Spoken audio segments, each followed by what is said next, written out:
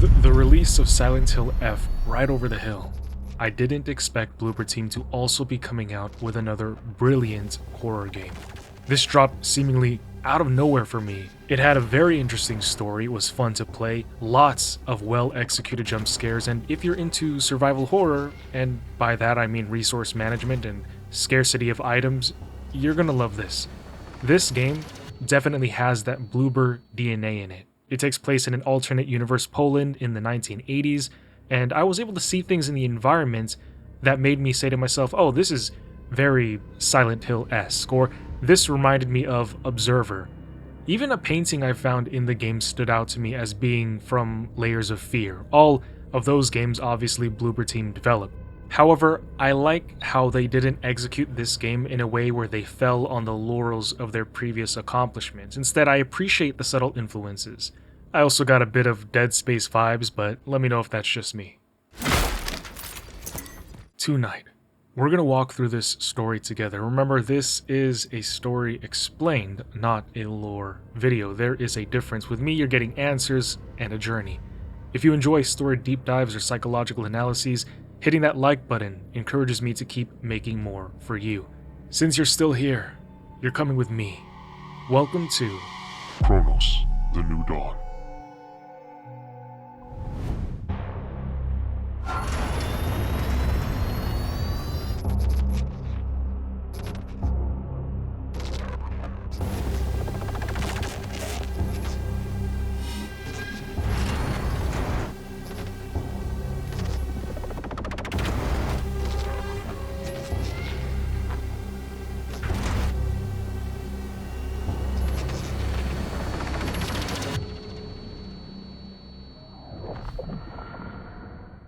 After being bombarded with a barrage of images and warping sounds, this person awakens to a voice saying, "Lazarus Protocol engaged." The voice addresses the individual as Traveler ND3576, but then mentions how their predecessor has, in robot words, ceased its functioning. Now, does that mean that the Travelers are not human? In the crimson glow of the chamber, the Traveler stands unmoved with its rusted shell, heavy and ancient. In front, a single unblinking eye of the machine, its monitors dead, yet its gaze alive, giving the Traveler a cognitive test. When completed, the harness hisses above and releases her, a titan fall, as her boots deeply impact against the metal floor, sound reverberating. Rising up, she is welcomed to the vocation, instructed to find her predecessor and to secure what is known as the Anchor. But before going, the system tells us that the collective has granted us a weapon.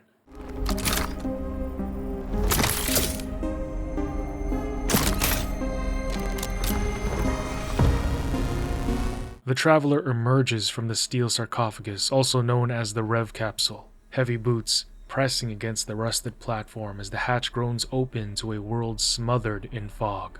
The hiss of pressure fades into silence, broken only by the hum of alien machinery glowing faintly in the mist. With weapon in hand and the weight of awakening on her shoulders, she steps onto the barren earth, the colossal shell of her vessel looming behind like a ghost of metal and fire, its lights still pulsing faintly as though watching her depart. Out into this bleak and sunless world she goes, in search of the one who came before her. Something terrible happened here. And it wasn't recent. Time has worn this catastrophe into silence. Rusted parks sag in the streets, desperate missing people's posters, and government notices telling people to lock their doors and to avoid human contact. Whatever came, virus, curse, or something worse, emptied the world and left only echoes. But what or who caused all of this? What exactly did they do? And why? Yet scattered amongst these ruins is machinery that doesn't exactly seem familiar. It's as if something kept building after humanity had already ended. The world feels fractured in its history, caught between the ashes of yesterday and the perpetual darkness of tomorrow. Inside of an apartment, the Traveler would read letters written by a child as he journals his experiences with whatever harrowing event occurred, needing to stay home, away from school and his friends, being bored but also seeing men outside of his apartment complex doing weird stuff and carrying sandbags. The boy continues in his notes how his dad would then get sick and how he would hear gunfights outside, only to look out and see bodies in the snow. Later, he would be scared and concerned. His mother, red-eyed, telling him to stay away from his father due to how deathly ill and contagious he'd become. But things would only get worse. His father's room would begin to emit a putrid stench, and his mother would go missing, and the boy would be left alone in the apartment with his dad. The traveler would find many notes in her near future to help her piece together an understanding and build an image of the world before the fall of man. But heading back outside and crossing through a fissure of a street that had been broken apart, the traveler encounters malformed biomasses, bodies, humans that have been horrifically melded into one another. What sort of sickening madness is this? An eldritch entity, an otherworldly virus, or a tragic mistake created by man? Passing through the rot, the brutal and harsh reality of what had become of humanity, the traveler continues her search for the one who came before. But then, she would be attacked by a monster. These are called Orphans. The Orphans have an ability to merge with one another to become stronger. After killing it, the traveler finds a cat and wonders how cats have even managed to stay alive in this environment after the end of days. Perhaps cats have 9 lives, or maybe they're secretly gods. Moving along, in an office, the traveler would find an audio log of a soldier addressing a doctor named Weronika. He tells her that at a place called the Steelworks, they have found what they're calling an asset, but then it just ends right there. So the traveler heads on. Far in the distance rises a tower, a monument to a world that no longer remembers itself. Its walls are fractured, great chunks torn away as if by some impossible hand, yet it still clings to the sky, unmoving, defiant, as though time itself had locked it into place. Around it, the hair hangs heavy with a dead silence, broken only by the dreadful whisper of debris drifting like ash. The ruins of something both ancient and desecrated. As the traveler's boots pressed against the ashes and dust, the one who came after would finally find the remains of the one who came before.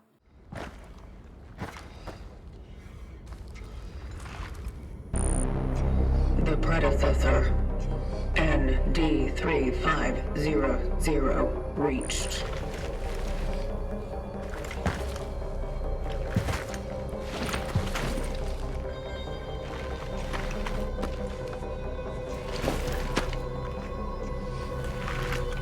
The anchor is intact.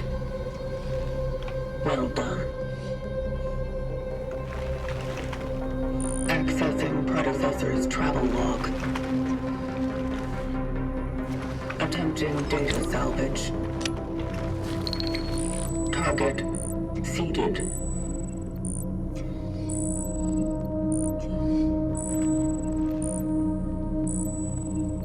The predecessor was on a search for a target called Edvard Wisniewski. Calculating coordinates. Confirmed dive location in D3. The nearby housing project. You never reached him. I will carry on where you left off.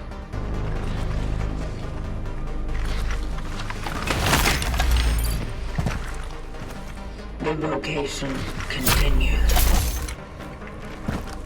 I really love the 1980s synth vibes from the music they have playing throughout this game. Is it just me or do you guys like it too? With the relic, the anchor, and a new objective in hand, the traveler blazes forth to find Edward. However, at this point, we are all wondering, who is this Edward? Why is he important, and what are we even doing? But then, something weird happens, and it's only looking back that I even noticed this connection. However, I can't tell you that now since I don't want to ruin this little tidbit for you, but I want you to remember this. The traveler enters a room, and the system goes, Alert. Conflict. From the dark puddles, it rises into view. A nightmare stitched together from venom and black tendrils, its body swelling with patches of pulsing biomass that seems more alive than the creature itself. Its voice fractures as it approaches, breaking into jagged tones that swing from venomous hate to unsettling affection. One moment spitting the word killer, the next saying sweet baby, before snapping into rage again later and calling us a stupid B-word. We don't say that word, it's a bad word. We watch our fucking mouths on this channel. The fight is chaotic. Of course, I was still freaking out due to the difficulty of the game and the lack of resources. I was trying to make every shot count, but when it finally collapses, the wrath dies with it, replaced by a whisper so small, it almost doesn't belong to the same monster.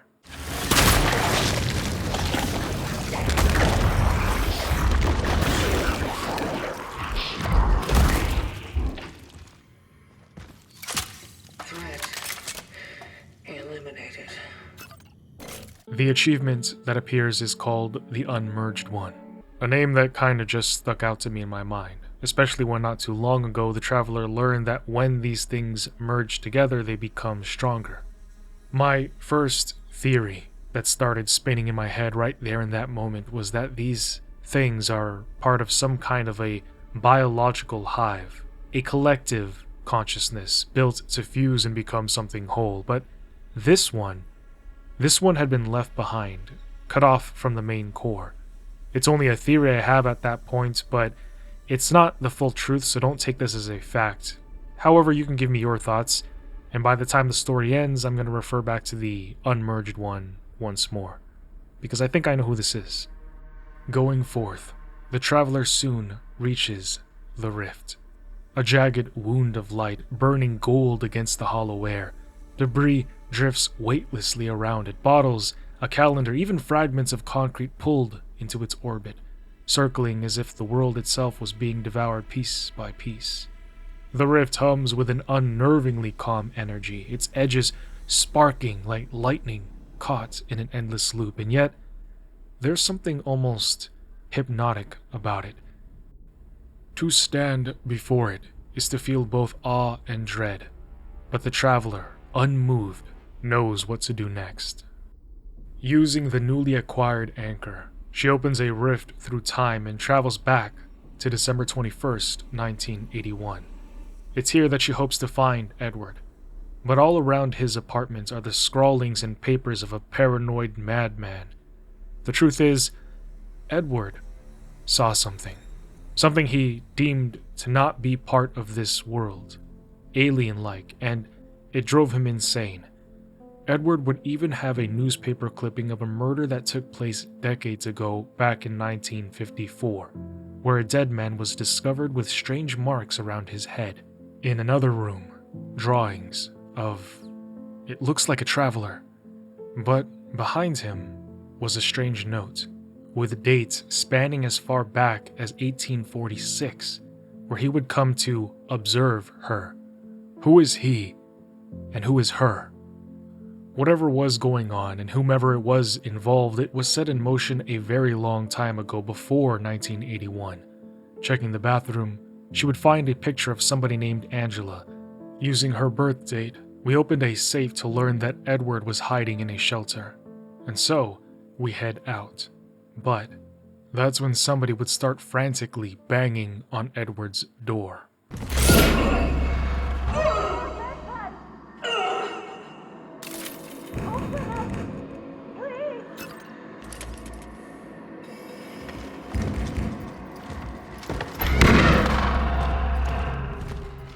Something's wrong. And something was wrong indeed. Going down the apartment steps, the traveler would pass a door where a woman named Wanda would croak about how Edward took her daughter. I'm certain he's talking about this Angela from the photo. She scorns Edward, expressing deep concern for Angela, but the traveler only says that it would change nothing, and so the old woman closes her door. However, the traveler notes that the woman was blind, stating how that is one of the symptoms. It's already begun. The horror, the beginning of the end. Finding a traveler's outpost, she listens to a recording from a predecessor who said he established this outpost for those who come after, and denotes that they are currently in a moment of time shortly before the end of humanity where everything is about to become deserted. Stepping outside into the snow, as the yellow sickening lights settle against the dark white, it truly does feel like the end of times is near. This is confirmed when the traveler heads down into a dark storage unit where she would find a nest of orphans. The sickness is already here, and it's festering. When she finally makes it to Edward's shelter,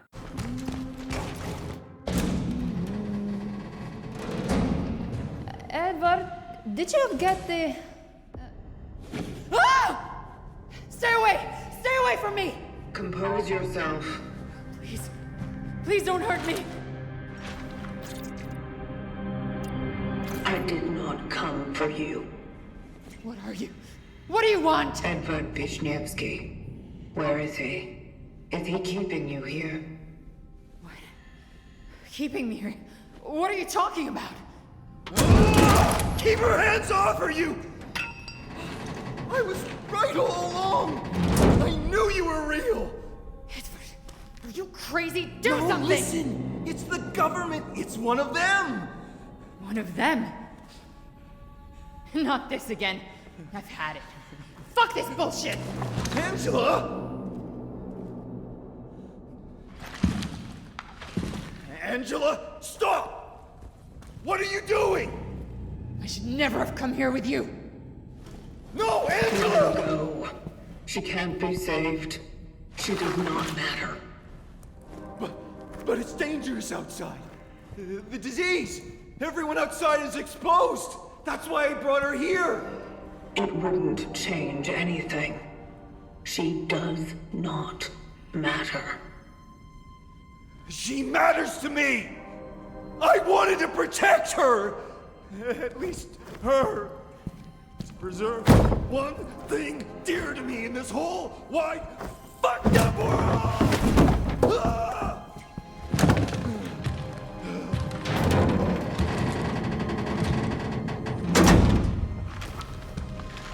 Government sent me, didn't they? This is some kind of experiment, right? This is solace. What are you doing? Preserving.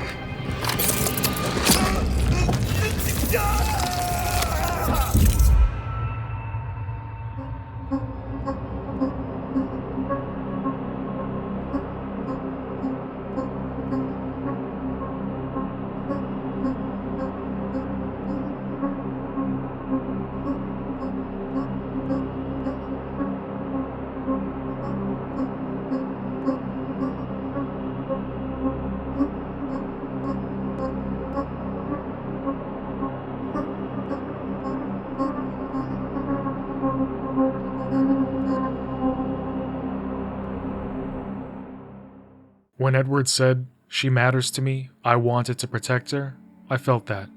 Because, I love my wife. And if the world was coming to an end, I would no doubt want to be next to her. It's her or death for me. But I guess now we know why there were reports about strange deaths with weird markings around the corpses' heads. Travelers collecting essences. Now that we've acquired Edward's consciousness, we're able to continue forward. Interestingly enough, when we look at the phylactery's description of him, it mentioned how he was obsessed with Angela for attraction-based reasons. I thought that was funny. However, because Edward's essence is inside of the Traveler now, for some reason, she would begin to see oddities floating around. Tiny glowing rifts that echo his memories, and in this particular one, Edward is warning Angela that the government is doing some shady stuff at the Steelworks. People are going missing, but Edward thinks that they're conducting experiments on people. Finishing what her predecessor started, she enters a grand hall. The chamber swallows the Traveler in silence, every step echoing off the stone walls.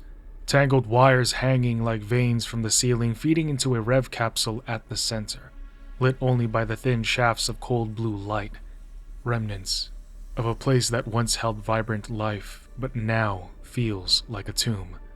Weapon drawn, breath steady, the traveler moves closer through the dark, the weight of the moments pressing down heavier with each step until the towering construct looms fully before her. The terminal, waiting for Ascendance.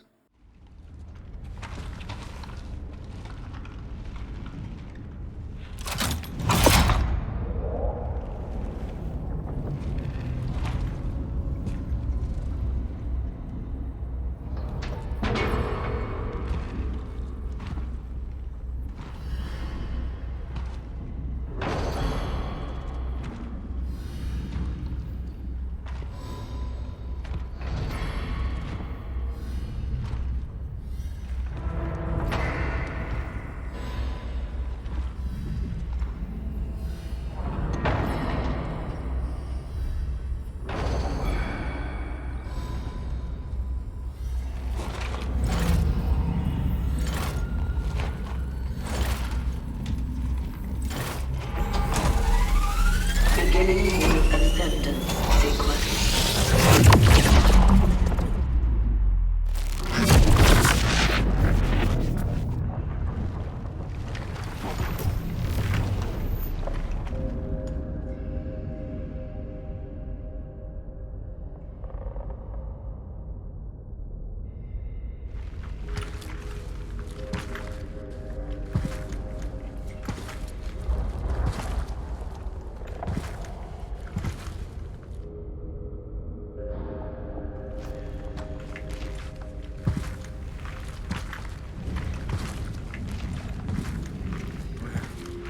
Where am I?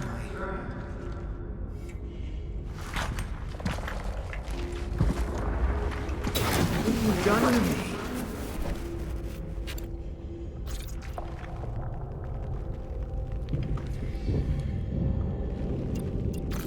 Given your significance, your extraction has been ordered. What is this? You giving me acid or something? You are to join the collective. The what? What the hell is happening? What did you do? A choice has been made. Only joining with the rest can give you the possibility of survival. Cut the crap. I'm not joining anything. I know about the outbreak, about the disease. What do you know about it? What do you know about the change? You want to squeeze me for how much I know, huh? Well, then you better get yourself a fucking pen, because damn, I know a lot. I know the truth.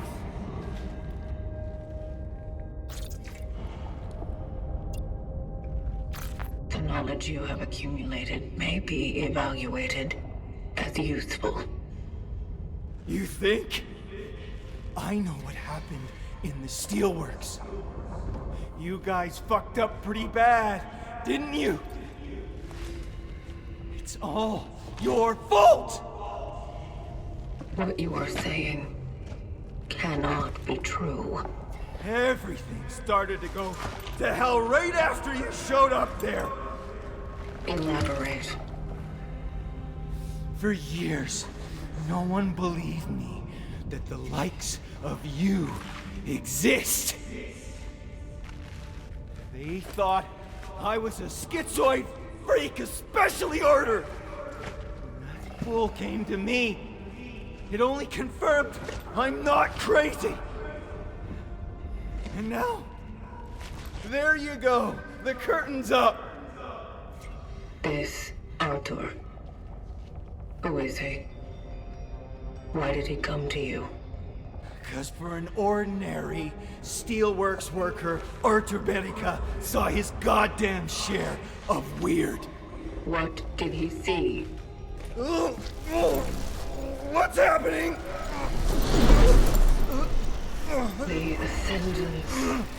It is about to commence. I'm scared. Something is wrong.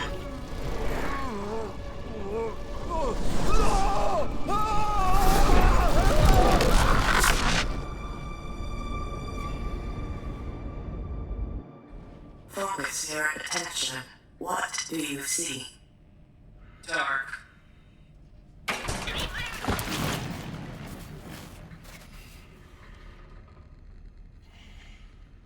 Scared.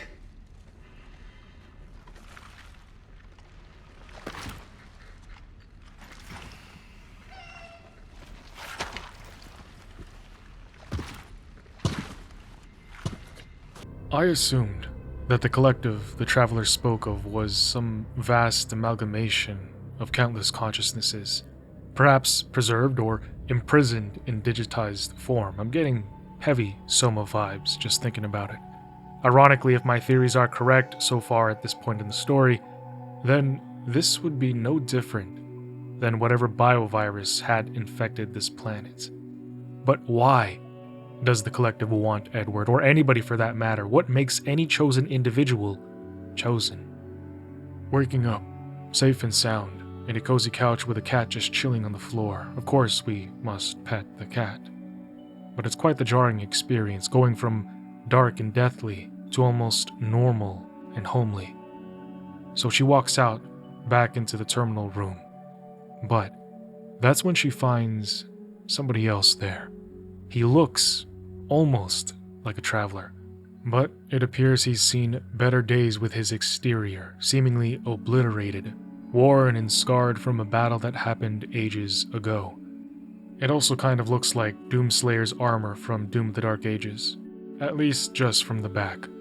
But his arm and leg have been replaced by metal prosthetics, and on his chest is his identifier, ND-F077. But he says to call him The Warden. The work of the Travelers is eternal. But the tools that serve us are just crude matter. And so, the Collective entrusted some of us with a task to keep watch over them. So you fix things.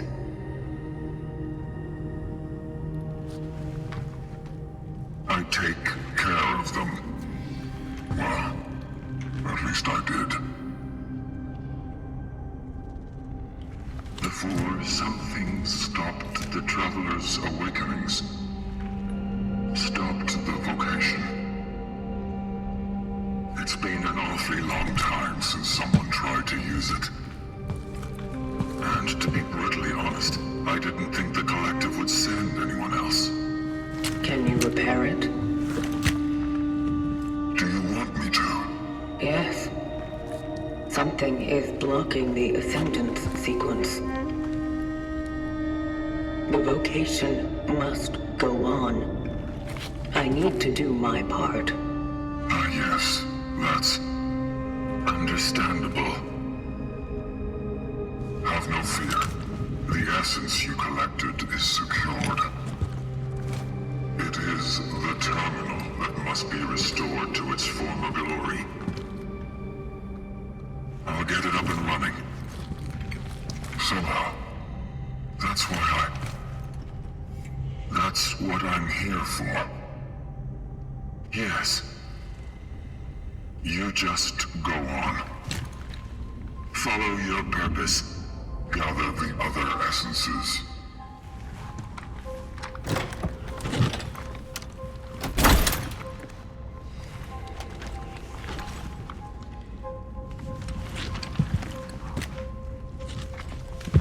It's one of the last remaining.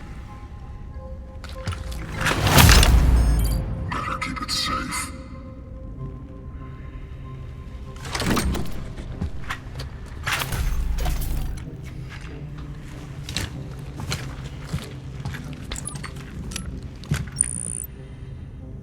Calculating coordinates for the next extraction target, Weronika. Confirmed dive location in A11. The Steelworks.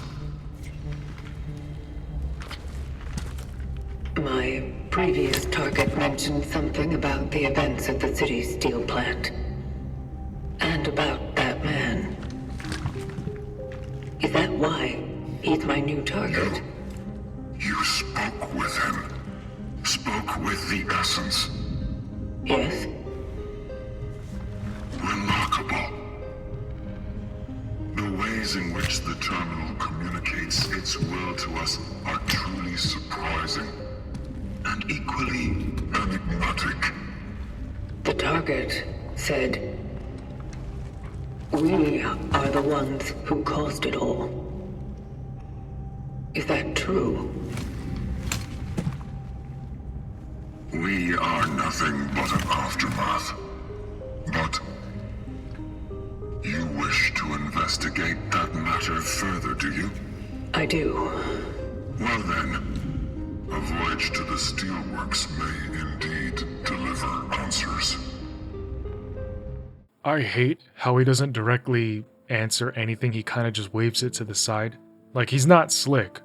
I know this mother lover is hiding something. I don't trust him. Edward was convinced that we, the collective, travelers, brought the disease upon them. And you know what they say? There's usually a little bit of truth in... I forgot the rest of the saying, but you get me. Warden knows something. But what? He does tell us that in order to get to the Steelworks, we need to take the train. However, before going, the traveler takes some time to ask the Warden some questions like how long has he been here, to which he gives a long-winded answer to basically say that it's been so long he stopped counting. Asking him then how many awakenings, how many other travelers he's met so far, he says he can't remember the last time he did, but that when one falls, another is awakened to continue. And then he says that he didn't expect her to be here. You see, to the Warden, the traveler, this one is an anomaly. Asking if the collective had contacted him in any way, the Warden says no, and that the collective sends them here just to do their work, to follow the vocation, nothing more, nothing less, but that they do equip them with just enough to be self-sustaining, no need for them to contact their emissaries at all. Turning to the next question, she asks how does one become a Warden versus one who becomes a traveler? The short answer, whatever the collective decides at the moment. The other interesting thing here is that no more than 2 units are ever allowed to function simultaneously. 1 traveler for the mission, 1 Warden for the repairs.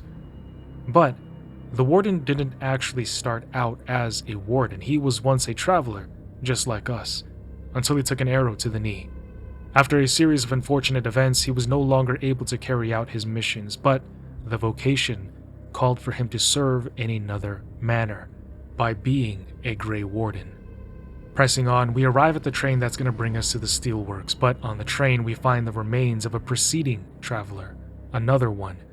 The side is a bloody mess, yet the traveler, unfazed, scans their remains to discover that an essence was still nested inside, and extracting it we learn that this essence is named Lydia. Leaving the Fallen and starting the train up, we come closer to finding Arthur at the Steelworks. Stepping outside, the travelers met with a world drowned in firelight. The sky stained a deep rust that bleeds out into the horizon. Dust and ash drift like slow snowfall, swallowing the ruins of the city until only fractured silhouettes remain. In the distance, debris spirals upward into the clouds, drawn towards some unseen force, while the earth below lies silent, the grave of a civilization's last stand. Along the path, we find an echo of a discussion between our target and a woman named Weronika. Apparently, she needed to get into the Steelworks and worked with Arthur to get in, telling him that his brother Gabriel might return there. Arthur, pressed by Veronika's attitude, demands to know what she's even doing at the Steelworks. What is she looking for? But the memory ends with her saying that Gabriel wasn't the only one who saw him. Again, who is the him in question? Once the traveler steps into the Steelworks, the fragments of what happened here start lining up in a note. It tells of workers locked inside for nearly a month, quarantined without explanation, guarded by soldiers. The government sealed them away, stripped them of their freedom, leaving men with families to wither and wonder what became of their men. But then, one by one, some would begin to vanish, which made the ones left behind all the more manic. It connects back to the city with what we saw at the monument, where the words "Release the Steelworkers" were painted in protest. After a while, the traveler would actually find the isolation zone that the government had built inside the factory. Inside, she would discover a nightmare of flesh, sprawling and seeping into everything. Walls swollen with tumors of biomass, machinery choked and suffocated by growths of organic matter, as though the building itself had been consumed and digested from the inside out. Like the humans that once were, mutated into this sickening organism that spread onto everything. She'd see people, their features still faintly human but stretched, warped, and overtaken by tendrils snaking into the walls. Some faces frozen in a grotesque mid-expression. The isolation zone. The government held the workers here, as they became something else entirely. But we also know how this ends. They failed. The infection wasn't contained. An audio log from a Dr. Zippert reports on the infected humans. He explains that despite the people being isolated, they would still change. Strange growths forming on their bodies. Survivors of the early stages of the disease start merging with one another as if their cells are trying to create a direct symbiosis. But not in a cool superhero way like Venom. Zippert says that it's more than that. This infection produces a quote-unquote evolved metabiont, a single biological being made up of many others, but we also see this in real life. While nature shows similar patterns in mosses, fungi, or lichens, he stresses that this has never been seen in humans before. So my initial theory, which has been seen in other games before, kind of like Still Wakes the Deep, is probably correct.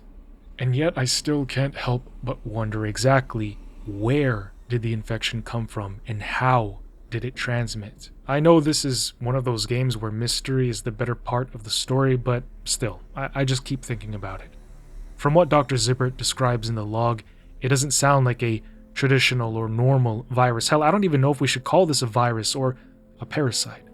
Since these orphans, again, that's what these biological monsters are called, seem to be alive on their own, fully functioning and becoming this metabiont. But here's the thing. In real life, viruses usually hijack host cells to replicate, often killing or damaging them.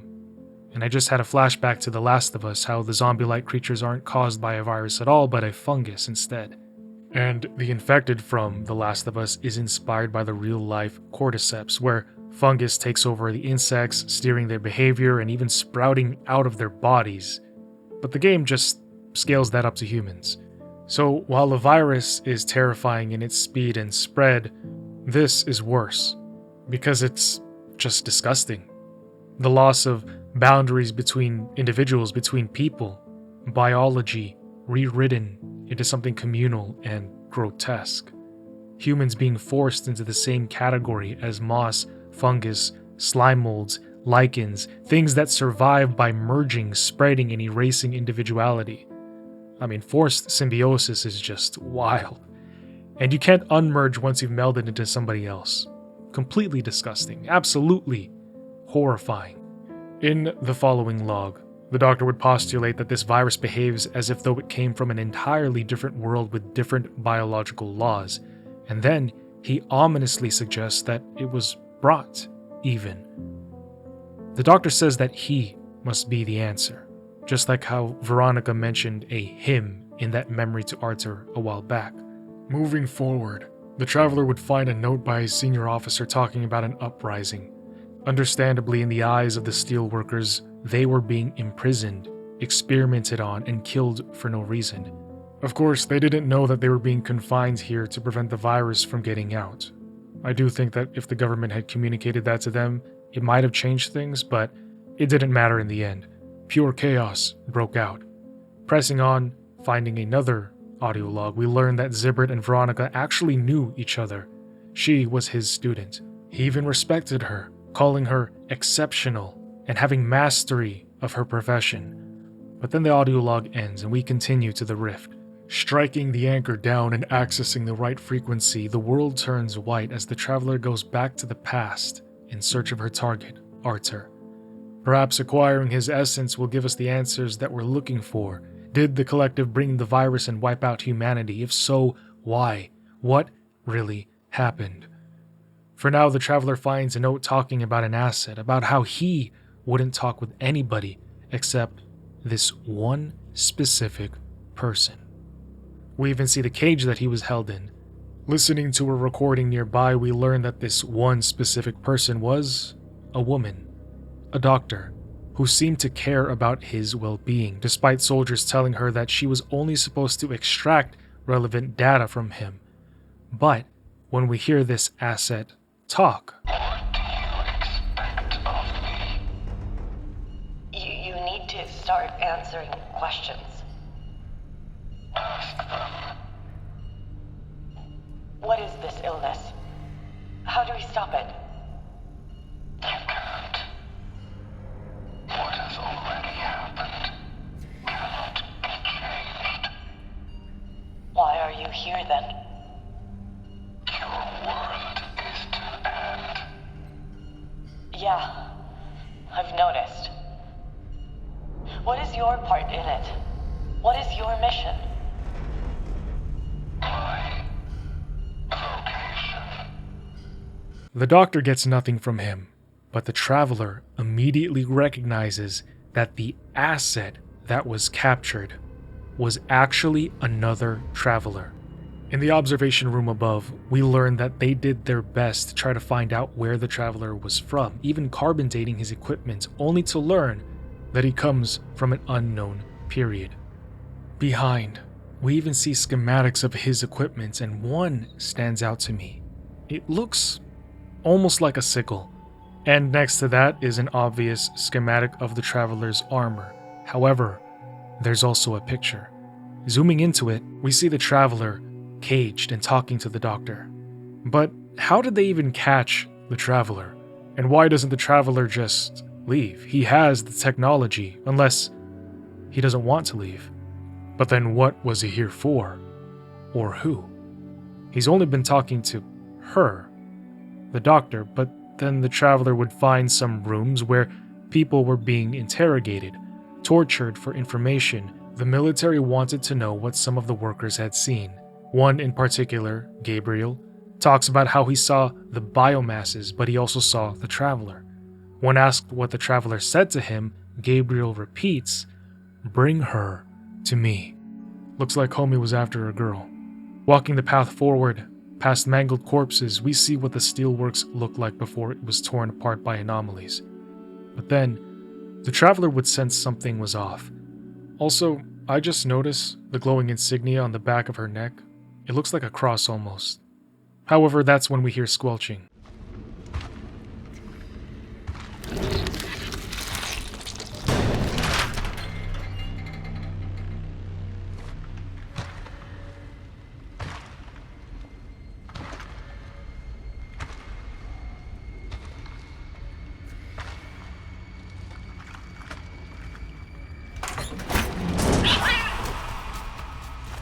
Don't shoot! Look, I worked here, all right? I just want to get out. Who are you? Weronika Kamiński. I'm a doctor. Is there anyone with you? No, I'm here all alone. Why are you here? There's been an outbreak. We tried, but we couldn't stop it. The workers, they never had a chance. No. What I am asking is why are you here now?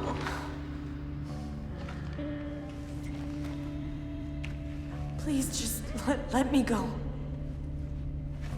There's no one here left alive. I saw nothing, I swear. I got lost when I was looking for... Yes. I was... Weronika! You are not alone. Weronika? I found it! I'm up in the foreman's office. Weronika, you there?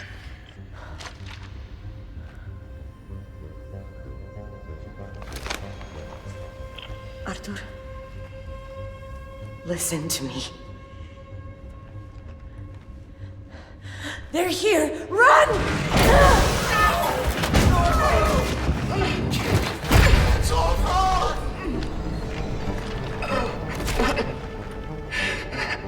What has happened?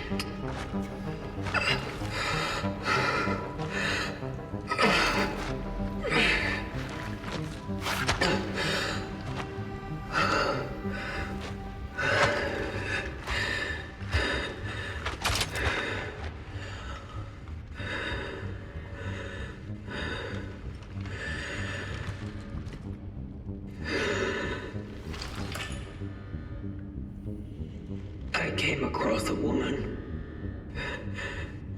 She probably came here with Weronika. I must locate the foreman's office immediately. I wonder what Edward's relationship to Weronika is. I thought that he was obsessed with Angela, but he also seems to care deeply about Weronika, enough to somehow stop the Traveler from getting her. Obviously, the Traveler is concerned about the glitch in her system and how Edward was even able to stop her. Hoping to catch up with Weronika and Arthur, she heads to the foreman's office. But when she gets there... Please, we don't have time. We just didn't want to be alone. Stay back!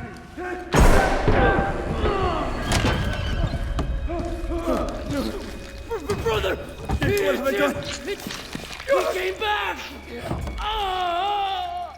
Weronika. You brought that on us, you fuck!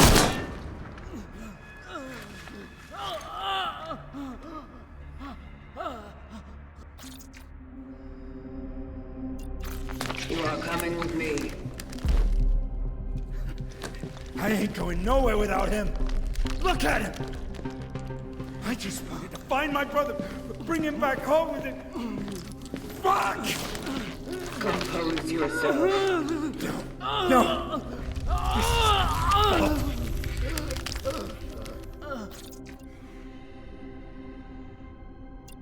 Step away from him and remain still. No, Arthur, please make it stop! Our bones, the pain! Our pain! I'm sorry. Brother! Can you help him? His fate is set. It cannot be changed. What? He is not the target. You are. Me? He was the one who saw you back then. He was there when you started all of this. And yet, you are the one chosen to join. Fuck I am. Look! Damn it. Look! What he's been doing all the time. If you want me, why do all this to him? Why make him fucking sick? What for? I don't... I didn't... Okay. Let's try something else then.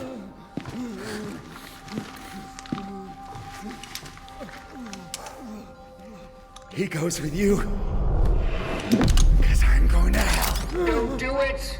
It's your fault. Don't you fucking understand? Your kind brought the disease to our world.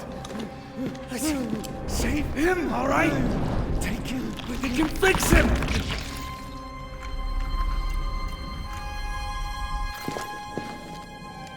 Very well. I will save him.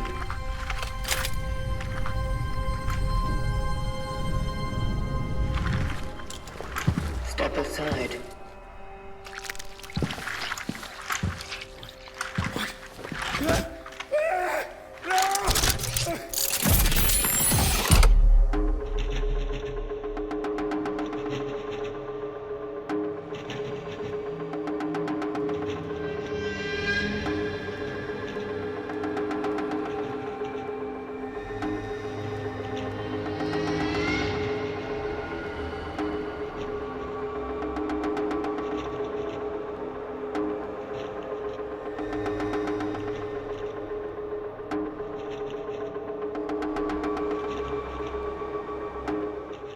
So, when it comes to intense and unhinged situations where a person threatens to remove themselves from this plane of existence, you try your best to defuse the situation. I didn't want to risk it, so I chose to extract Gabriel, thinking that I could also extract Arthur right after. But no, it's a one and done deal. We only get the infected Gabriel with his hand melting into his chest, and I still wonder why the collective chooses specific people, and since we didn't get Arthur, what will the ramifications be? With his essence, we return to the terminal, except it's off.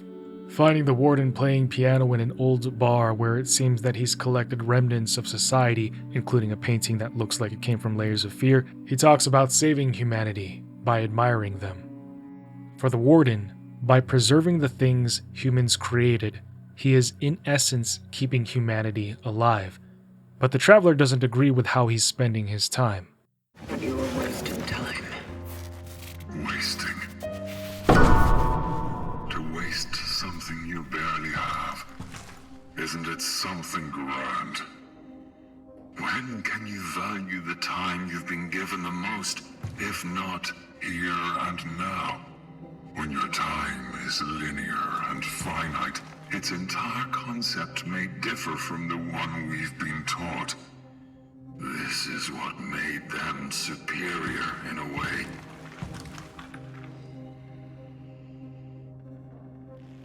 I don't think we were designed the same way. Designed.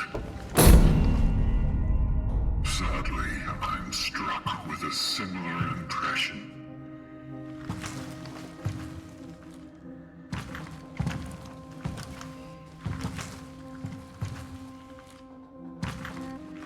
You really got affected by them. Too late, I did. Too late for what? To do something about all that. But you still have a chance. Not without the terminal. I've switched it off. What?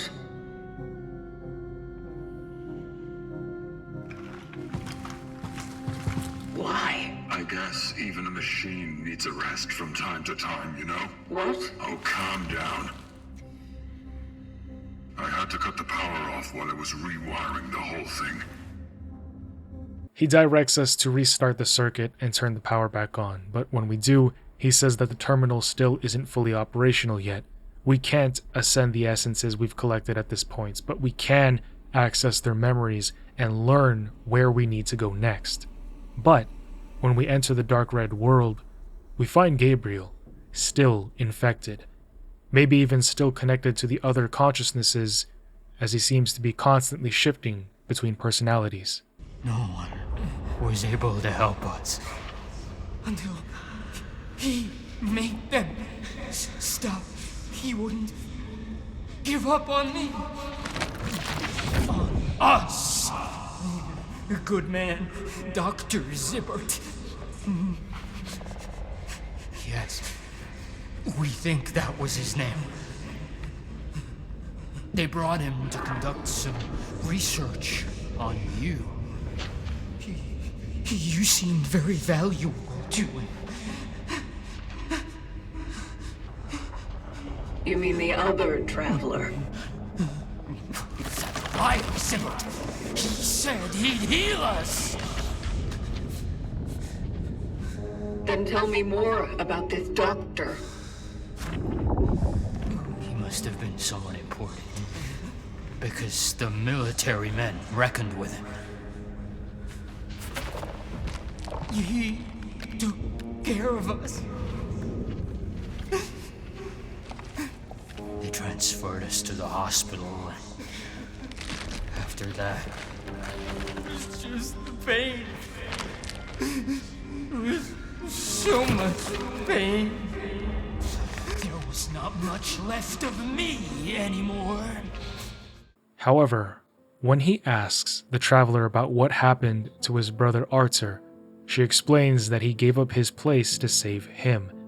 This, in turn, enrages Gabriel, as he teeter-totters between his sorrow and hate for his brother, ultimately believing that Arthur should have left him alone, but also that You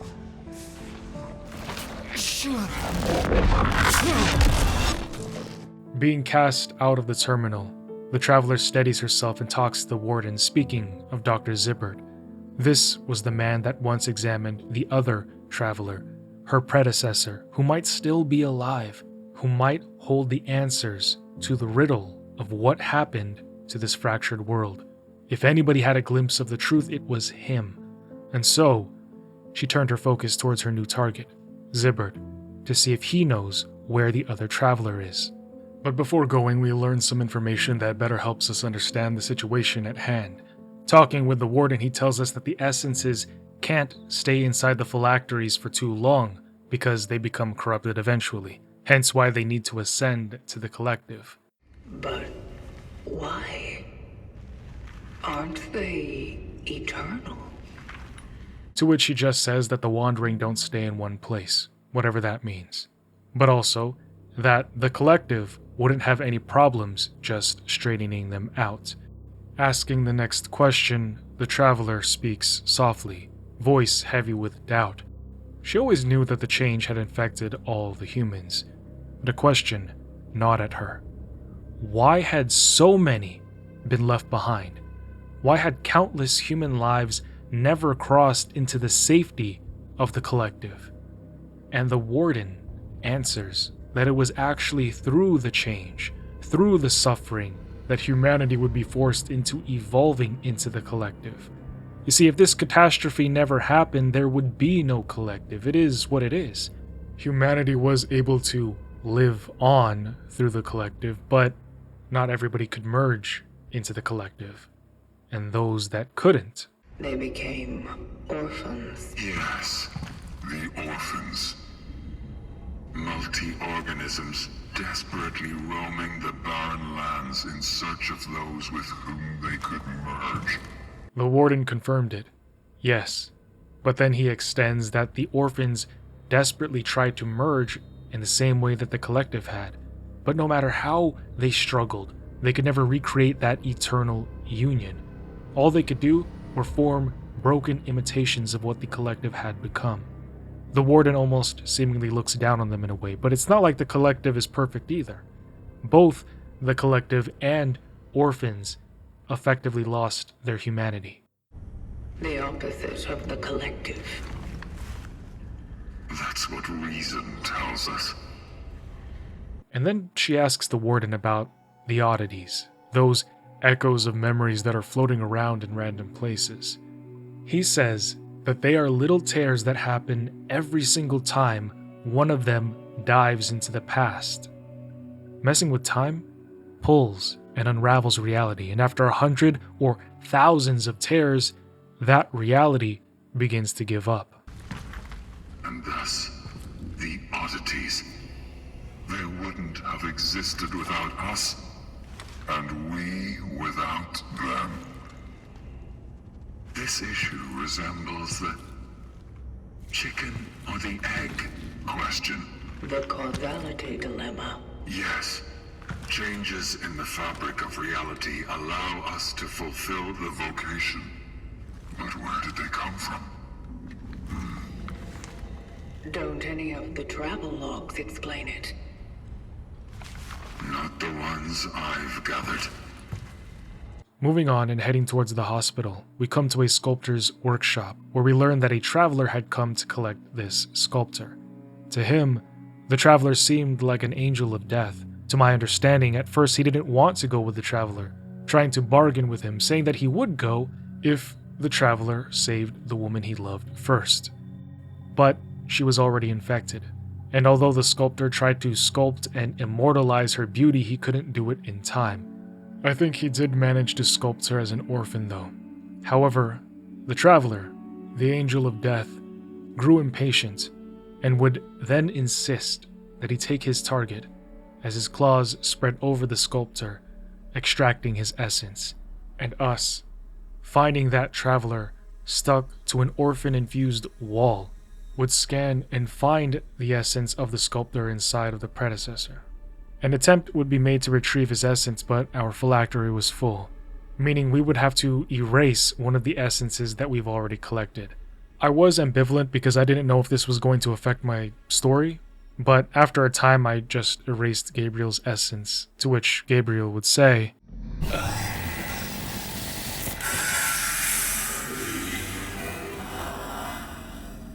I guess he found his peace.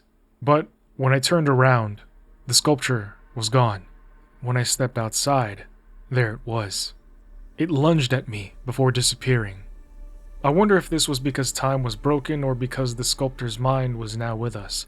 What I really appreciate about this game is how it takes time to weave in these smaller side stories. They're not just little fillers, they're world building, giving players a deeper sense of what happened and why, connecting us to the story. Walking up to the hospital, the traveler opens the doors to see the rift right there, waiting for us. Opening the tear in space and time, she blasts to the past and begins searching for Dr. Zibbert, but...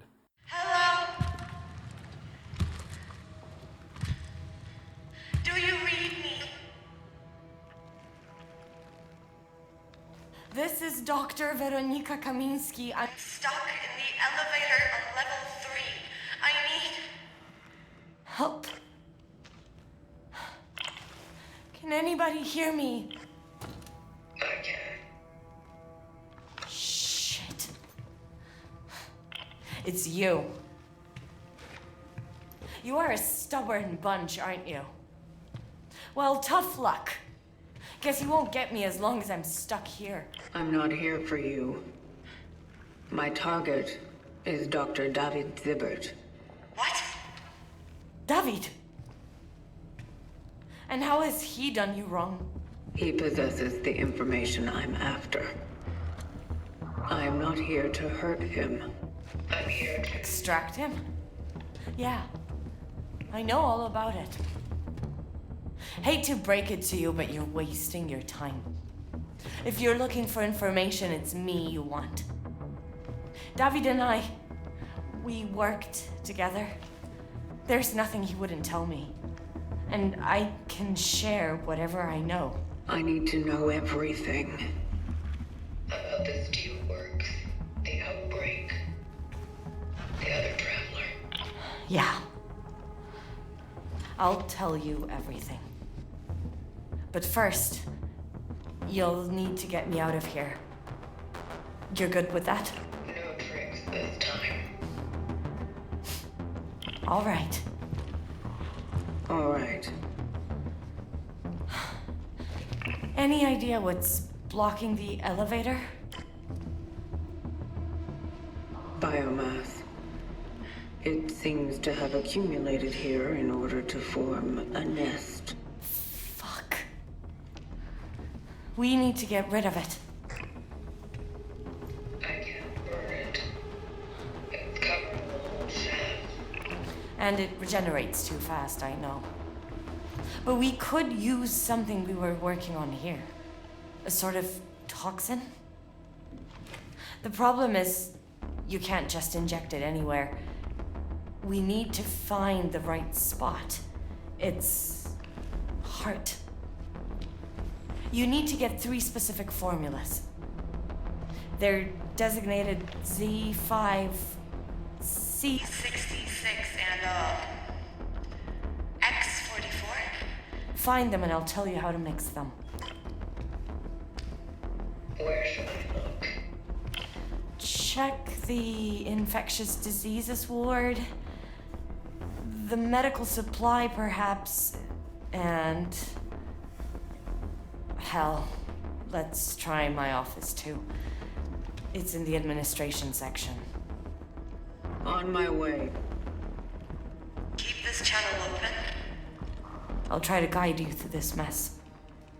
While trying to figure out how to get Weronika out, we also learn that Angela, remember her, after she left Edward at the bunker, Angela ended up here at the hospital, and she was trying to help out, but then what happened to her? Heading to the morgue, we find a coroner's report talking about this boy who was not infected, yet he died with strange markings around his head, and that he was also exposed to electric shocks. It sounds like a traveler extracted him. So you might be thinking the boy was somebody who was saved. But it turns out the coroner would also state that the extraction somehow altered the decomposition process, where rigor mortis, the stiffening of muscles that occur after death as chemical changes in the body cause muscles to contract and lock into place, was not observed in the boy. The coroner says that this same odd pattern shows up in other cases as well. What if the extractions are causing people to turn into orphans? You know? What do you guys think so far? What if their minds are stripped of their bodies, but their bodies aren't exactly dying, so they continue to live on in some twisted way? I don't know, I'm just slamming theories out. But wait, no. That wouldn't make total sense because people all over were already infected, so no, maybe not, never mind. It was an interesting thought at first, though. However, finding another note, we learn about a mother looking for her son, named Marcel. She says she was shown the corpse of a boy who is similar to, but not Marcel, insisting that Marcel wasn't killed, he was taken. She drops that her husband is in the military, and then she writes his name, Dr. Zibbert, begging him for help before signing off that her name is Lydia Marzik. Lydia is the essence we collected from the predecessor on the train. We have Lydia's essence with us right now. You might be wondering what the relevance to the story is of all of this, but just trust. This is going to tie up neatly in a side story. Ma'am, I know this is hard, but your son is not missing. He's dead. No, that's not possible. He is alive. Ma'am, you saw his body. Yes. But those marks on his head. Did you see them, Doctor? Everyone has them. Everyone? Everyone they have taken. Moving along, we'd find a recording of Dr. Zibbert talking about how he studied the molecular structure of the Traveler. He says that it looks like he came from the beginning of the universe, so the infection couldn't have come from the Traveler, or so he states. So then where did the infection come from if not from the Collective? The Traveler would then ask Weronika how she knows so much about the vocation, to which she confirms that while she was at the Steelworks, she was the one who studied the Traveler. She learned a lot through their discussions. That was until the government took him away. Discovering Veronika's office, we would find a photo titled The Whole Gang. I could be wrong, but I think this is Weronika, Edward, Gabriel, and Angela. It would make sense as to why they seem intertwined with one another. Or, for example, why Edward stopped the Traveler from even getting Weronika when he's supposedly in love with Angela. Speaking with Weronika again, the Traveler learns that when the military couldn't get any information about the infection from the other Traveler, they would try to get weapons out of him. Imagine having future tech. Maybe it would help in the war, they thought. We see how that turns out, but I wonder if the Traveler ended up ever giving any technology to them. Imagine if the Collective was born from this. After figuring out how to get Weronika out of the elevator, the Traveler would discover that the elevator had actually fallen.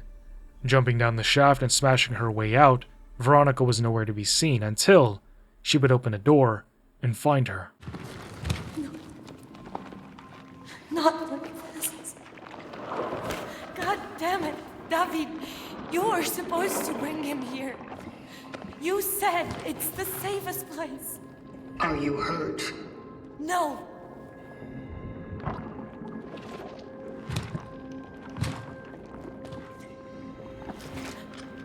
I'm sorry.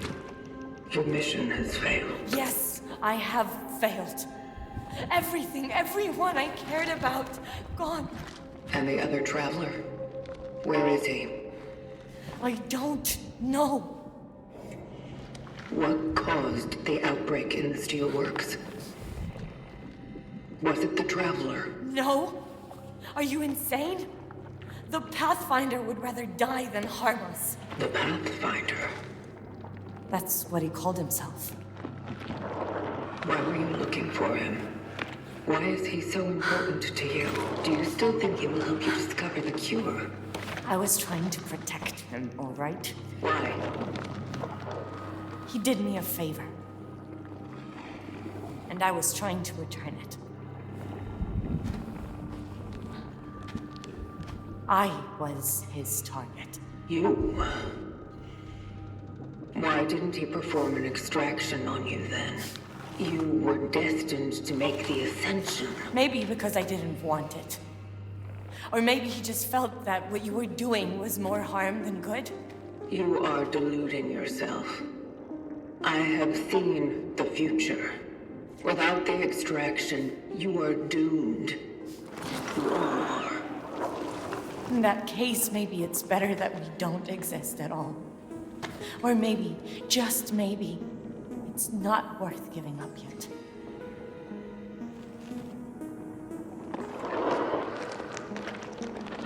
He can still help us find him.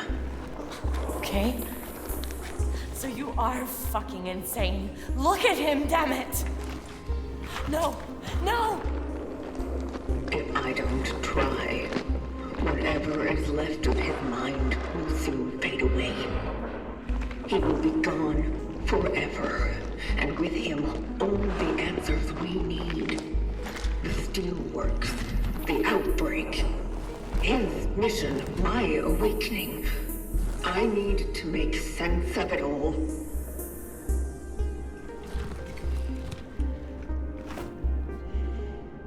It's not worth giving up yet.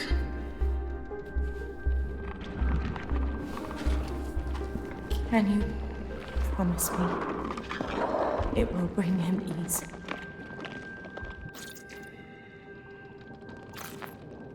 Yes. Do it.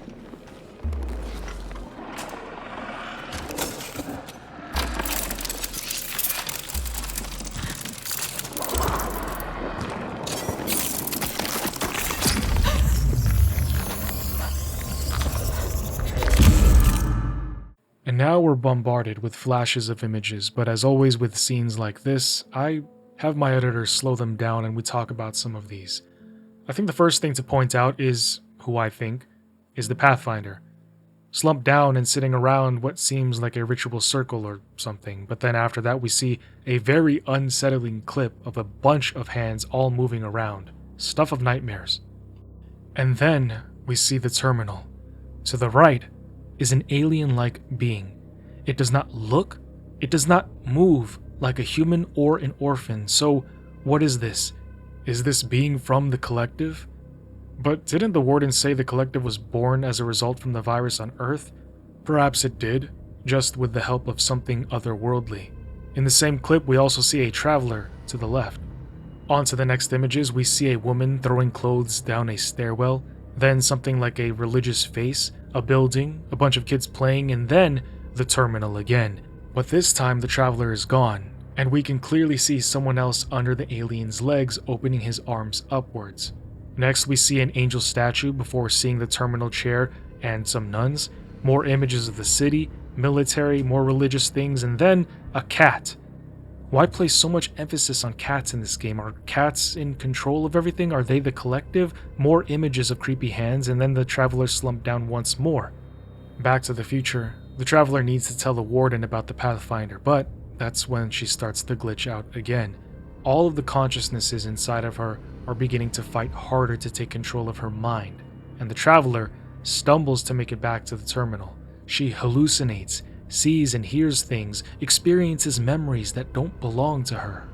One particular memory stands out. A phone call between Dr. Zibbert and somebody named Eliza. The two are not fond of one another, but differences aside, he would beg her to hide something, someone.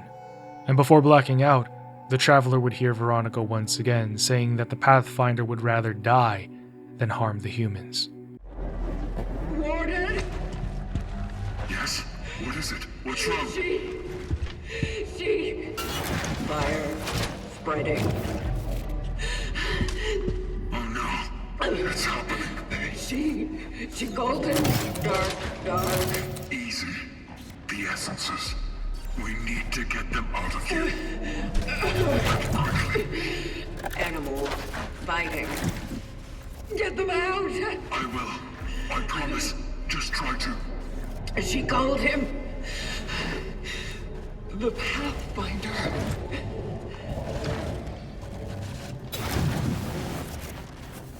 The Pathfinder. Oh, you see that look on his face? That's recognition. He recognizes that name, the Pathfinder. I see you, Warden. I know you're hiding something. I just don't know what it is yet. Coming to, the Traveler notices that the voices have gone silent, but the Warden says it's temporary, that they're struggling to take over because the state that they're in is not natural for them. They need to be put in the terminal to ascend.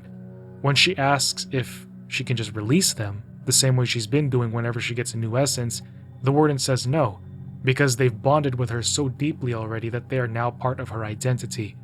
He says she can try to replace them, but removing them isn't an option. Her whole being would collapse.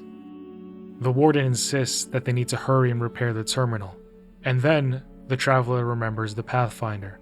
Asking the Warden if he knows anything, his body language says he's been caught, and his words don't say, "No, I don't know." Instead, he lies and he says that he isn't sure, maybe, that he might have heard about the Pathfinder. If it were me, I'd be suspicious. And it looks like the Traveler is too, as she's picking up her gun.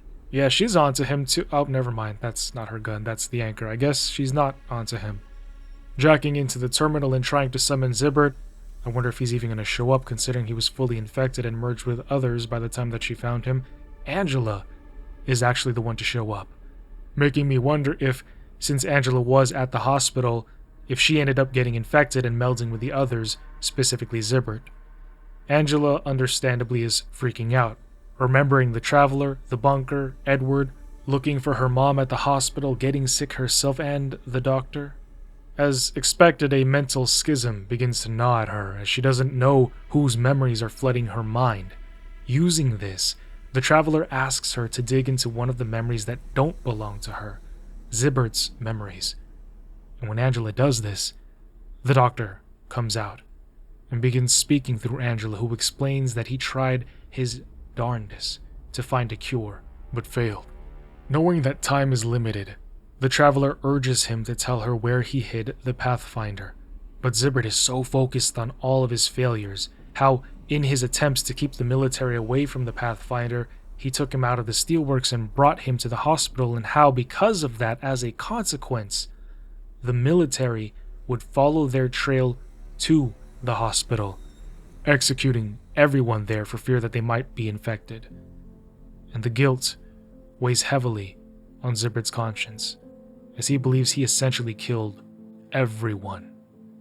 Zibbert then continues about how he used to have a daughter, but that she has a new father now.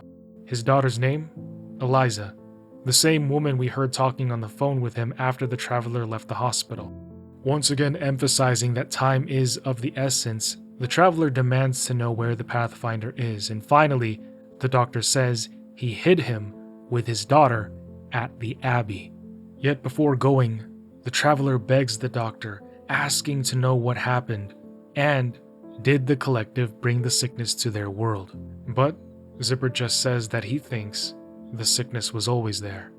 Back to reality, the next extraction target is Zibbert's daughter, Eliza, Mother Eliza. She became a nun. Checking in with the Warden, he tells us how to get to the Abbey, but he also explains that the Pathfinders serve the vocation by creating new rifts for the Travelers to dive into. Because of their roles, they were granted more powerful tools, equipment that could be used to power the terminal back up. But then the Warden gets weird, further hinting that he's got bigger plans, that he's potentially using the Traveler for something. If we could harness even a little piece of that power, with his help, we could rebuild everything, even ourselves. What about the terminal? Yes, we would be able to connect to it and upload the essences that are haunting you. We could save you. make you free, and more. Doesn't that sound wonderful to you, Traveler?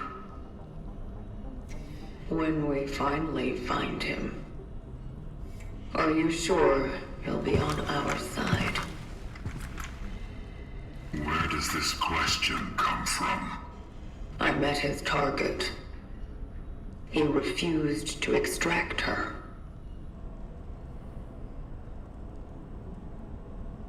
Someone like a Pathfinder can't just act on a whim. His actions must have been more deliberate and purposeful than we think. Maybe he knew something that we are yet to understand. Or maybe he was simply affected by them. Like you.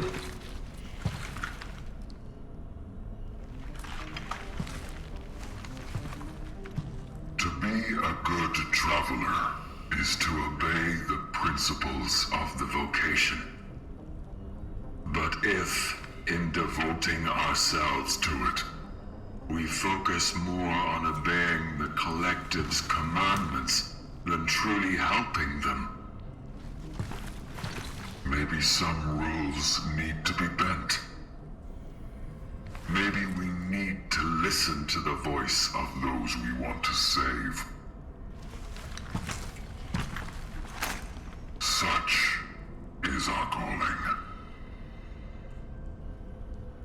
I promise you, this will give us all a chance for a fresh start. You need to trust me. Can you? I have to. Oh, there's that sickle on the screen. To me, it seems like the Warden was low-key trying to defend the Pathfinder, and the Traveler even says that they have similarities.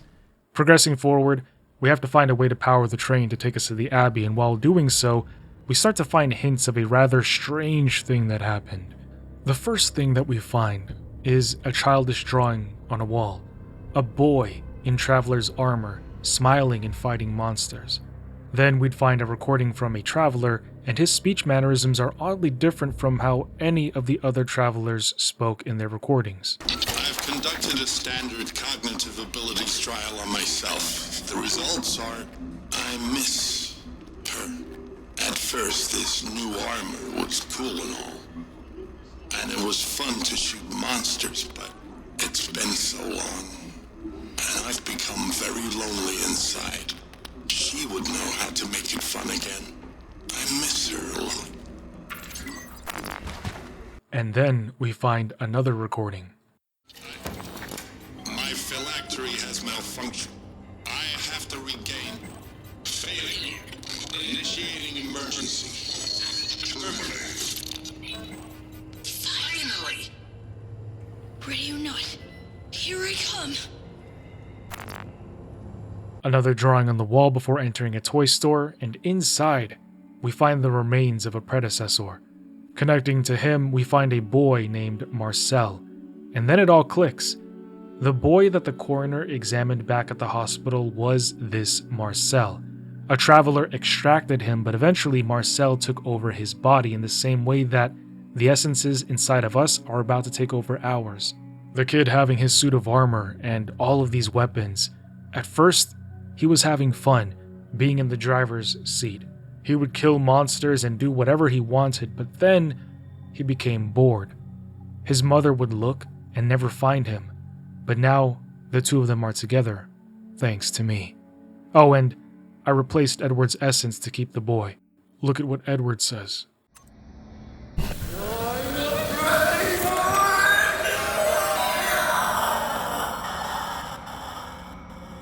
Of course, as any boy does, he would sorely miss his mom, hoping one day to find her again and show her how big and strong he'd become. Then I began to wonder, what killed him? I spent some time staring at his body, zooming in, but he's under the table and obscured by debris, I think. His helmet is off though, something we've never seen any other Traveler do. I don't see any orphans or orphan remains around. It looks like the biomass infection hasn't really gotten in here, plus the door to get in was locked. and there is blood on his corpse. So my theory is that he either took off his helmet by accident and that killed him, or, being crushed by boredom, desperation, and isolation, he decided to end his existence. Sad either way. Shifting forward with the power on, we head towards the tram to make our way to the Abbey. Mommy, where are you? Thank you. This actually happens a few times in the game. Well-timed jump scares caught me off guard. I remember wasting so much precious ammo just firing at the screen. Pressing on and getting closer to the Abbey, I start seeing these symbols all around that look like crosses, but then I notice they look oddly similar to that glowing insignia on the base of the traveler's neck. I wonder if there is a connection. Walking up to the church, a creepy voice would screech into the traveler's head.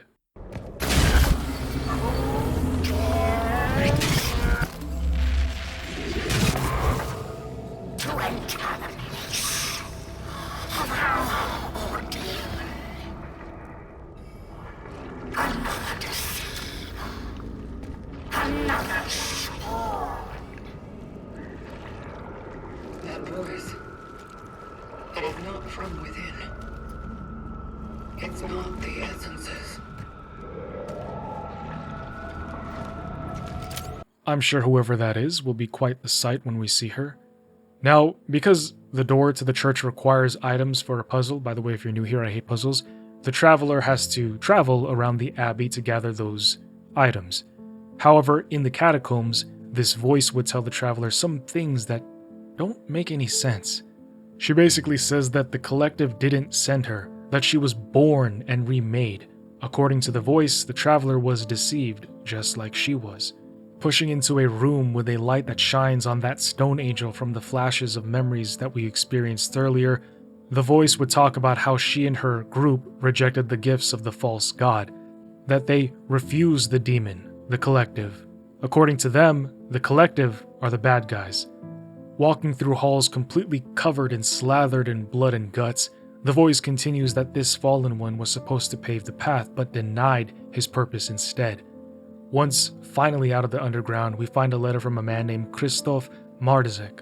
This is the husband of Lydia, father of Marcel, the two whose essences are currently housed in the Traveler's phylactery.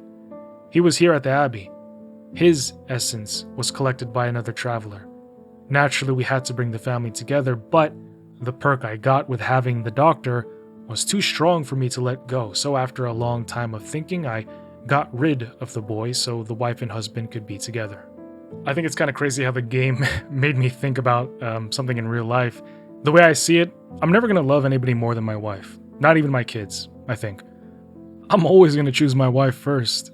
Because the fact of the matter is, our kid is eventually going to grow up and leave the nest. She's going to go start her own family, and when she goes, it's just going to be me and wifey again. So that was my reasoning. I know, it's not that deep in a video game, but that's the thing. Video games always can have a way of making you think about the real things in life. Heading further, we come to the gates of heaven and enter.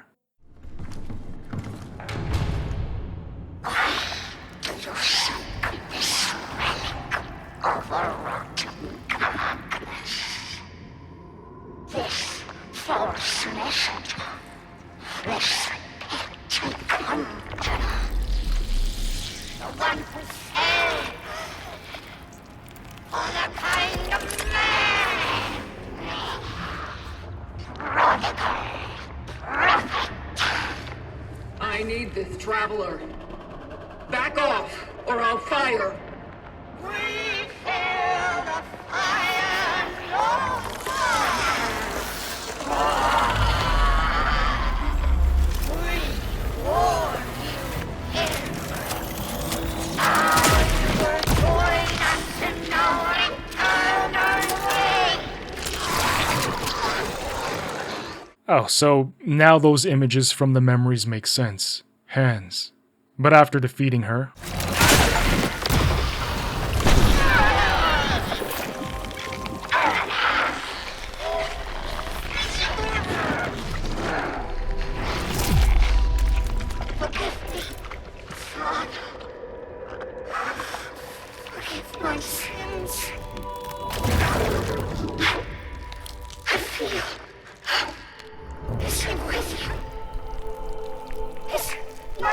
bother with you now?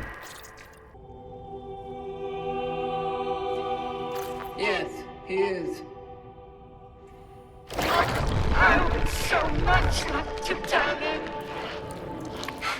To tell him that we were both wrong. We just wasted our time together. I'm sorry for that. God is giving me one more chance to meet him. My real God, not his thing. This time, I will not be afraid.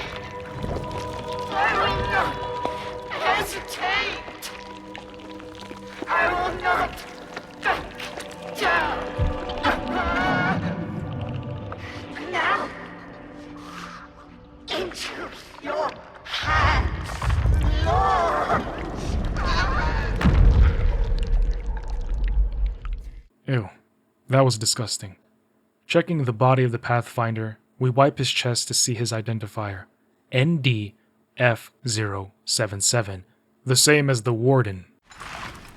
Is gone.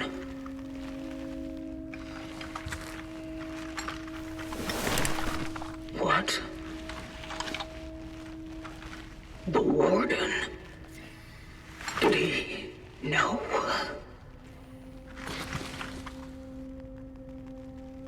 Why hadn't he told me?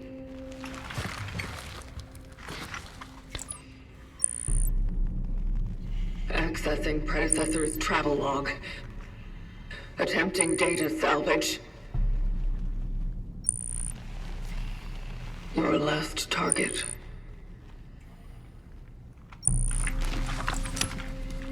Weronika Kaminsky.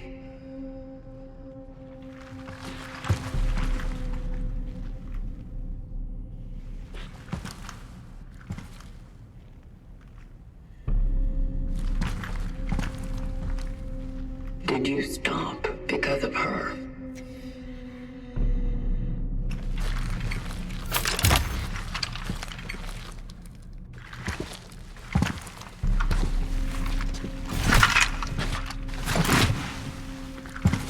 She tried her best to make sense of it all, to understand what puzzle pieces she was missing and why they weren't fitting, but nothing came to her until something did. There's something more. A message. This is a warning.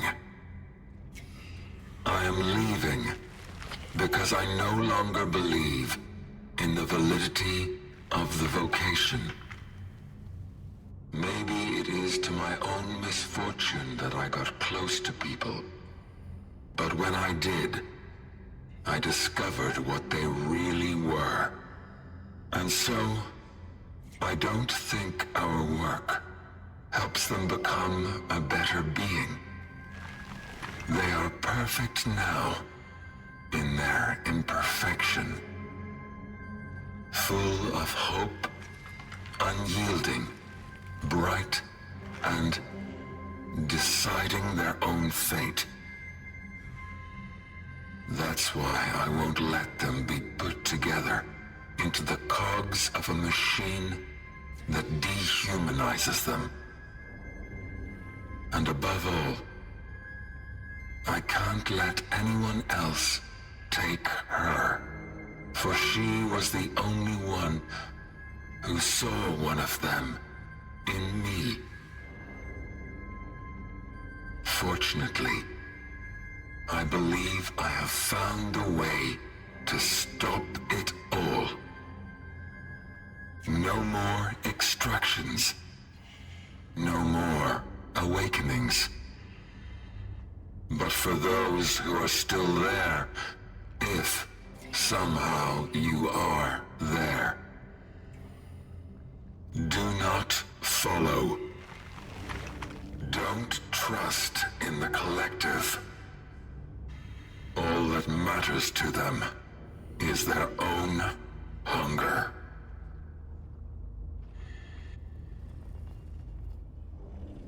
You just wanted to protect people.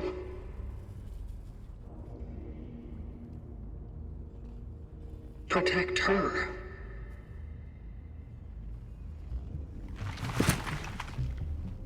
That's all there is to it.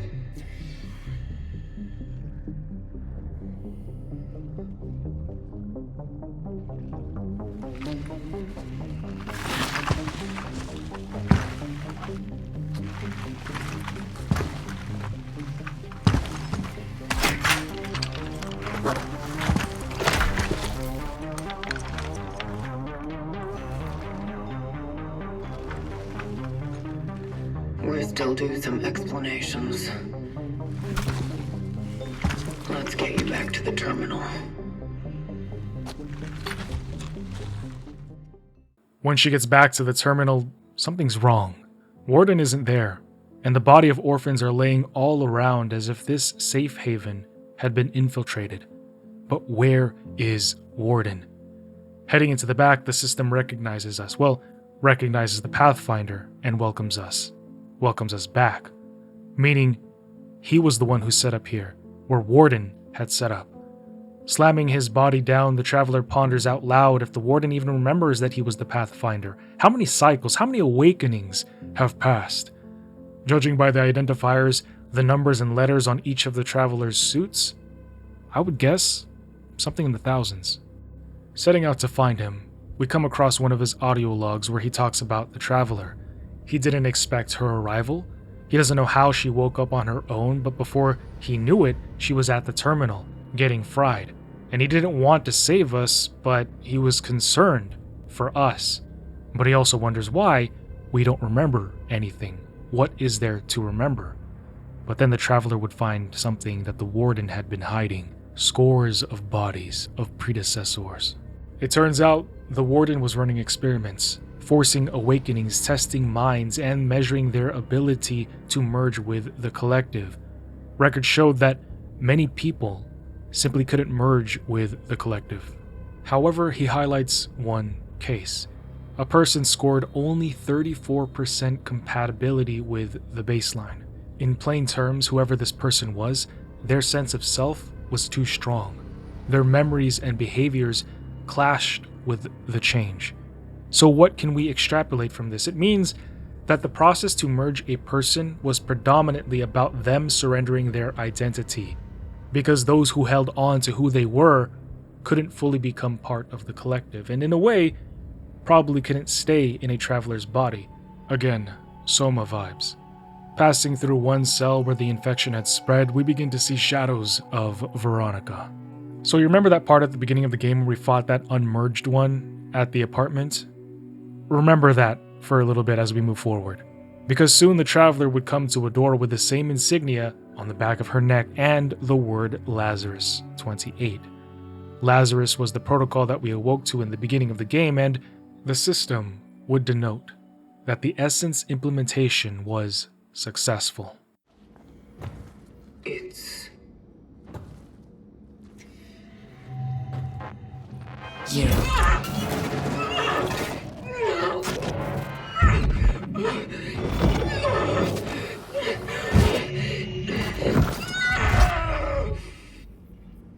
Weronika, alive. But we aren't in the past this time. She's alive, but hooked up to something that looks like it is forcing her to be alive. My theory is that the unmerged ones that we keep running into are Weronika. It's Weronika trying to get out, trying to fight back, because she hasn't merged with anyone. Not the collective, not the orphans. This is her fighting. But let me know if I'm wrong or if you have a different idea. Welcome back, Pathfinder.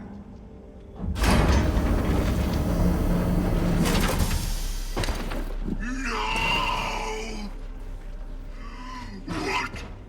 What have you done?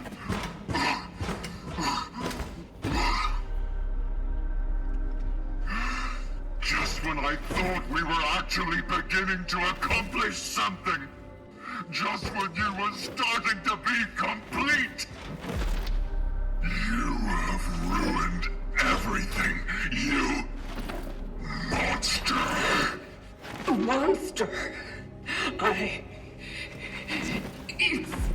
You who made me this.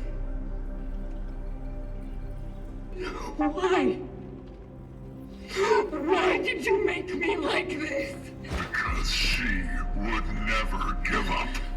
What? She would try to save humanity at all costs. And so, you were to be what is left of it. Because her essence, no, her soul, would have lived on in you. You dare to call this living? I don't even know who I am! You are not her. And the location? Was it all a lie? You and your vocation. Did you ever really think you were saving any of them? I just needed something to replace the damage in her memory matrix. So I did it with a Traveler's behavioral core and I filled the gaps with what I once was.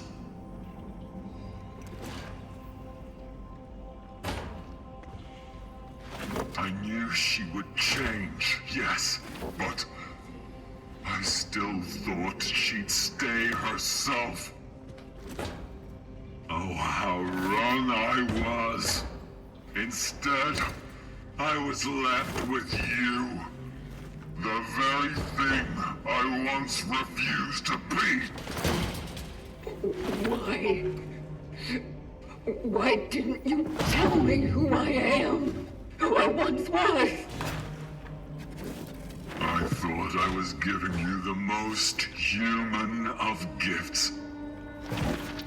I imagined you would wake up without what bound you in the past. That you would be a new person in this new future, this new chapter, and you would make it your own, that you would be free. And instead, you chose to serve.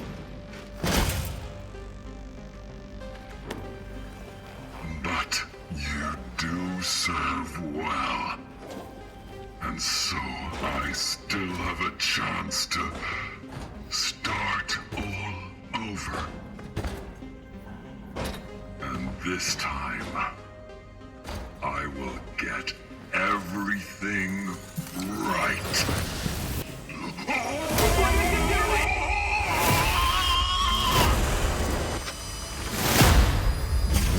Fixing things.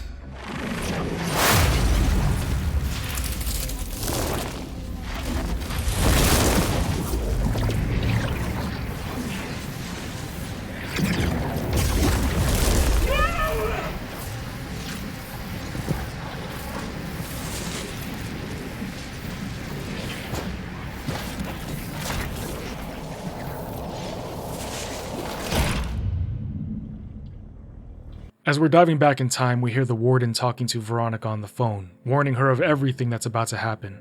But then the Traveler would awaken in the past again, except this time the world is beyond broken. There have been so many rifts and tears in space and time that the laws that safely bind reality are becoming unbound. Carrying forward, we would hear another audio log from the Pathfinder professing his love for Weronika, mourning her due to his mistakes, yet vehemently promising that he knows how to fix it all. He knows where, when to find her. He intends to take her into the future where technology still works, and he swears that they'll never be apart again. Coming to the top of the clock tower, how fitting. Almost like the movie Back to the Future a bit. We hear another recording where Weronika asks what's the point of the Pathfinder saving her if they can't save humanity. And listen to what the Warden says here.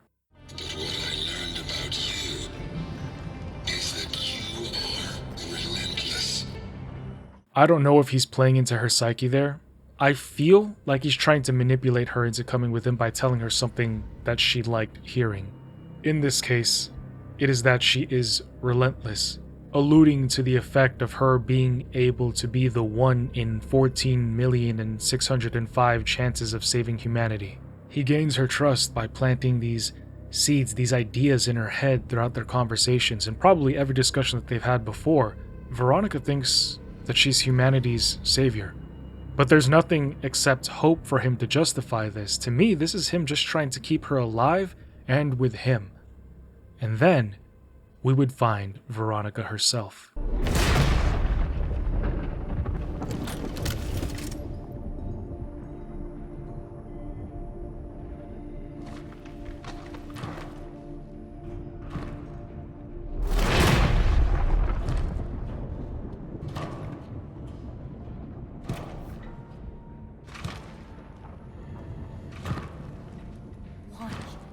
Can't you just let go? Weronika, you can't trust him. He's dangerous. I don't know what his plan is, but you can't believe him when he says he wants to save humanity. He only cares about you. And he will hurt you. He wouldn't. I've seen it.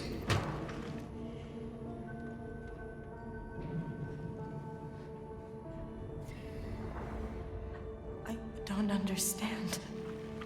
It is better to let go than to cause yourself even more suffering. So, you mean to tell me that I should just give up the fight? That I should simply choose death? Is that what you're saying? No, but what he's going to do to you, it's... Listen. He told me that you'll come for him. That the Collective would punish his disobedience. I am not of the Collective. I am not like him. So, who are you then? I am... you. You are nothing like her! You never will be. I won't let you do to her what you did to me. I won't. I promise. I swear. No. You need to stop this right now. Stay out of my way!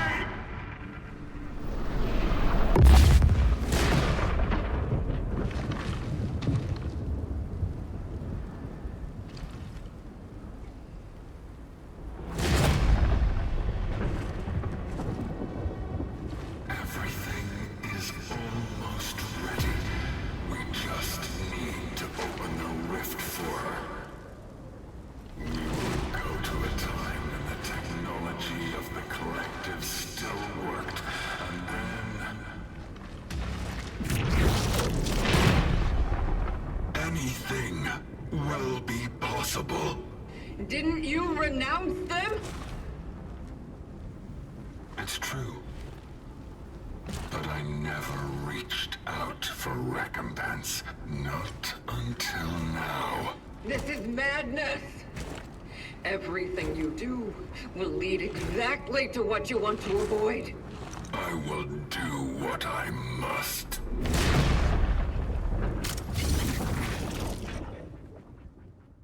During their fight, I realized that this was the moment where the Warden would become severely damaged, where he would gain his metal arm and leg. After their fight,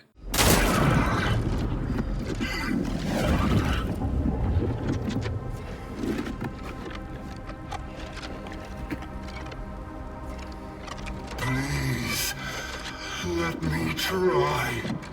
There is still hope for us all. I'm sorry. But I can't. I know I hurt you. But this time I will do this right. Just let me try to fix all this.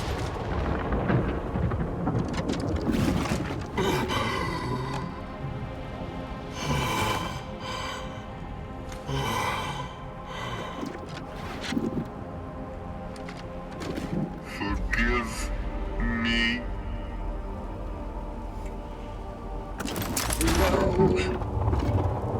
Stop! Please!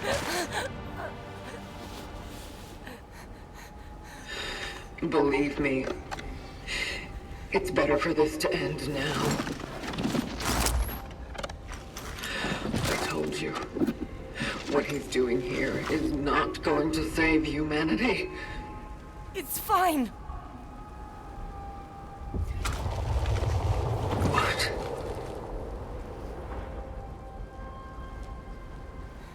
Maybe not now.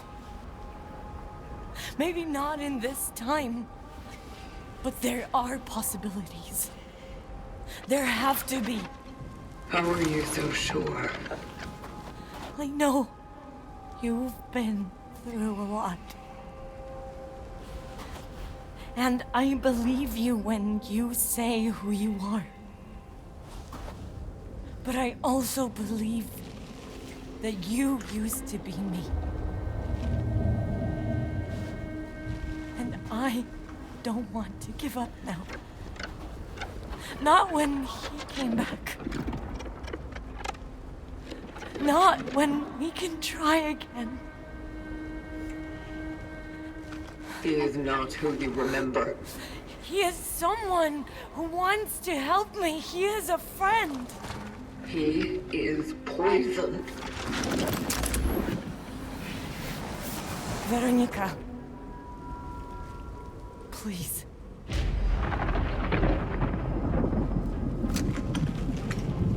I want to have a future.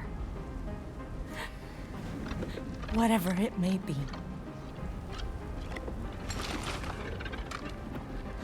No. You are going to suffer. That is your future. But without it, we don't even have a flicker of hope. Please. I want this. How human of Weronika. Should the Traveler choose to end the cycle, No!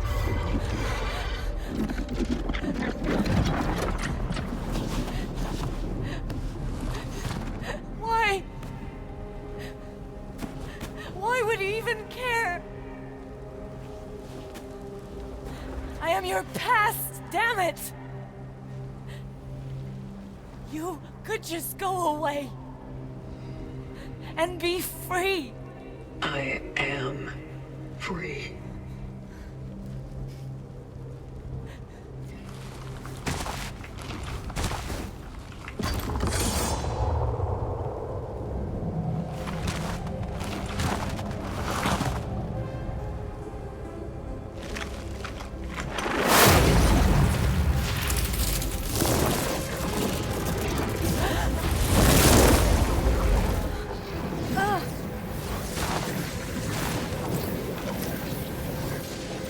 We all are.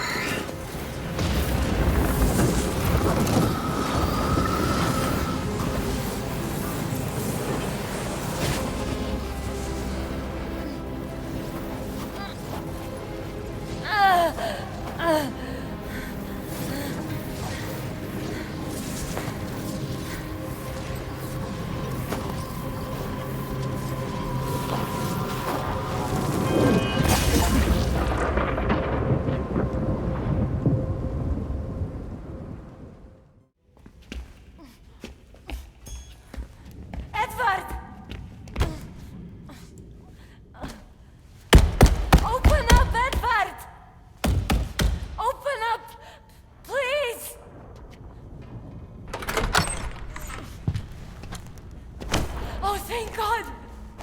Weronika? Hey, it's all right. What's going on? I just didn't want to be alone.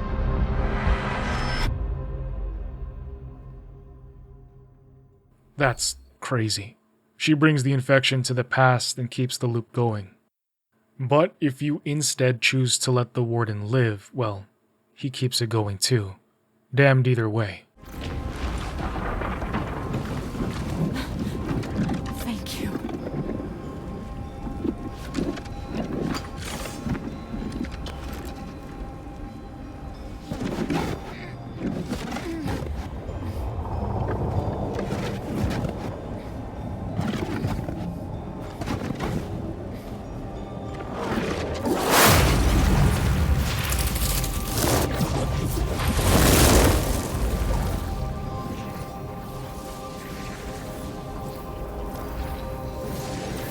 I am sorry for everything.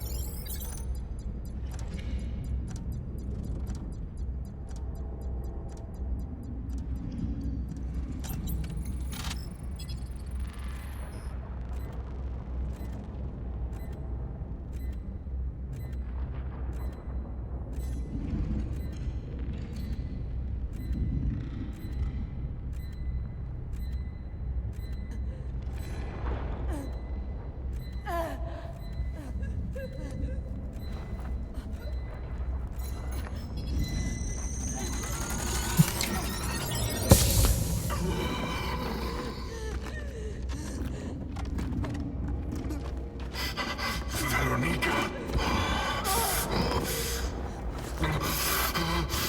No.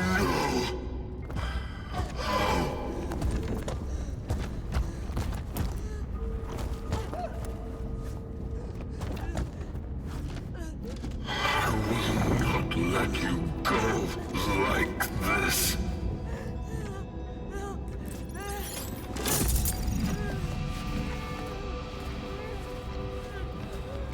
This is the only way now. Please, you need to understand. I can fix this. I will fix this. I don't know how I feel about the Warden. I kind of understand where he's coming from. When you serve, you're expected to follow orders with no exceptions. But he decided that he didn't want what the vocation demanded of him for the humans. He, for better or worse, admired the humans, loved Weronika, so much so that he would obsess and literally keep her alive for thousands of years, and constantly keep going back in time for her. But to a certain extent, especially when it's obvious she doesn't want that fate, when does it stop being love and start becoming an addiction? You know what? No, I don't like the Warden. Homie's selfish. His girl initially might have made the decision to want to try and save humanity, but when it was obvious that she didn't want that fate worse than death, he should have respected her wishes. Period.